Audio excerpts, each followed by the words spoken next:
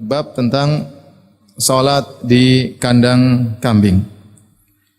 Al-Imam Bukhari berkata, qala haddatsana Sulaiman bin Harb, qala haddatsana Syu'bah an Abi Tayyah an Anas qala, dari Anas bin Malik radhiyallahu anhu beliau berkata, kana Nabi sallallahu alaihi wasallam yusalli fi marabidil ghanam, thumma sami'tu ba'du yaqul, kana yusalli fi marabidil ghanam qabla an yubna al-masjid. Ini Abi Tayyah berkata, Anas berkata, Nabi sallallahu alaihi wasallam dahulunya salat di kandang kambing, yaitu haitsu adratku salat, yaitu Nabi kapan tiba salat, beliau salat. Kebetulan di kandang kambing, beliau salat di kandang kambing.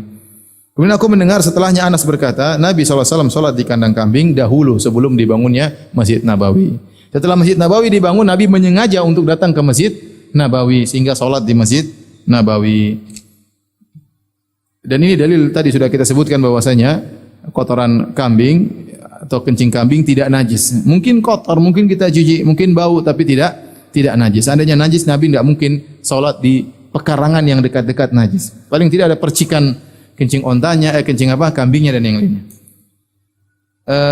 Tetapi yang jadi masalah, ternyata Nabi SAW melarang untuk salat di ma'atinil ibil, di kandang onta, tempat ngetemnya onta. Al-Imam Al-Bukhari membawakan bab setelahnya, bab as-salat fi mawadhi'il ibil, bab tentang salat di tempat-tempatnya onta. Seakan-akan Imam Bukhari tidak setuju dengan pendapat yang melarang salat di kandang onta. Ini yang dipahami oleh sebagian syurah, sebagian ulama memahami Imam Bukhari seakan-akan tidak setuju dengan hadis yang Rasulullah melarang untuk salat di kandang onta. Entah hadis tersebut tidak sesuai dengan persyaratan Al-Imam Al-Bukhari atau hadis tersebut perlu ada penjelasan karena ada hadis-hadis yang lain yang seakan-akan bertentangan dengan hadis tersebut. Di antaranya kata Imam Al-Bukhari rahimahullah, qala haddatsana Shadaqah bin Al-Fadl, qala akhbarana Sulaiman bin Hayyan, qala haddatsana Ubaidillah an Nafi', dari Nafi' rahimahullah, qala ra'aitu Ibnu Umar yusalli ila ba'irihi. Aku melihat Ibnu Umar salat ke arah ontanya, yaitu ontanya dijadikan sutrah. Ontanya dijadikan sutrah, kemudian dia salat ke arah ontanya. Wa qala, dan Ibnu Umar berkata, ra'aitu an-nabiy sallallahu alaihi wasallam yaf'aluhu, dan aku melihat Nabi salatnya begitu. Nabi pernah melakukan demikian. Salat ke arah onta, itu ontanya dijadikan apa? Dijadikan sutrah. Terus bagaimana dengan hadis Rasulullah SAW melarang untuk salat di ma'atinil ibil, di tempat ngetemnya onta, ya. Bagaimana menjamakan dengan hadis ini? Maka ada beberapa pendapat di kalangan para ulama. Ada yang mengatakan yang dilarang adalah tempat ngetemnya onta. Adapun kita lagi jalan sama onta, dimanapun kita berada, solat ke arah onta enggak ada masalah. Jangankan solat ke arah onta, bahkan Nabi solat di atas onta. Bahkan Nabi tatkala safar solat di atas onta. Yang jadi larangan adalah tempat ngetemnya onta. Ini salah satu cara mengkompromikan. Cara yang kedua mengatakan yang dilarang adalah tatkala onta lagi berkumpul, jangan solat di tempat sekitar dia.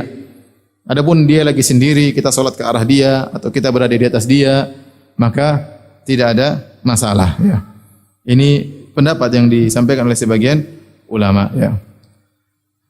Kenapa dilarang di solat di kandang onta? Onta bukan punya kandang, tapi dia punya tempat ngetem ya. Di situ biasanya dekat sumur, dia di dekat situ tempat dia ngetem ya. Kalau kambing dibuat kandang, kalau onta enggak, seperti hadhirah saja, seperti ada tempat kecil ya, bukan tempat tertutup, terbuka, di situ dia tinggal di situ.